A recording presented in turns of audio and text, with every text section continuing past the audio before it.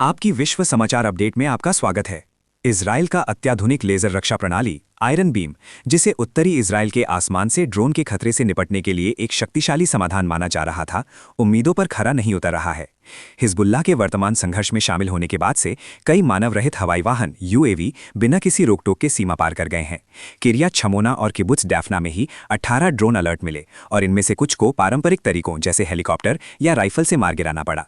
ये स्थिति कई सवाल खड़े करती है, खासकर जब 2024 के उत्तरी तीर अभियान में इस लेजर प्रणाली ने सफलतापूर्वक अवरोधन किया था।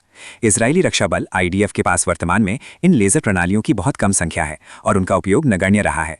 आईडीएफ ने उनकी भागीदारी पर टिप्पणी करने से इनकार कर दिया है। इजराइल ने इस प्रणाली में भारी निवेश किया है, जिसमें उत्पादन और खरीद के लिए $540 मिलियन का अनुबंध भी शामिल है। इसका उद्देश्य आयरन डोम के साथ एकीकृत होकर कम ऊंचाई वाले लक्ष्यों को प्राथमिकता देना था, जिसमें प्रति अवरोधन लागत $1 से भी कम होने का वादा किया गया था। हालांकि वास्तविकता अलग है। वर्तमान में ये प्रणाली केवल यूएवी से निपटने तक सीमित है और इस भूमिका में भी ये अपेक्षाओं पर खरी नहीं उतर रही है। विशेषज्ञों का मानना है कि ये एक प्रभावशाली तकनीकी सफलता है, लेकिन इसकी क्षमताओं को बढ़ा चढ़ाकर पेश किया गया है।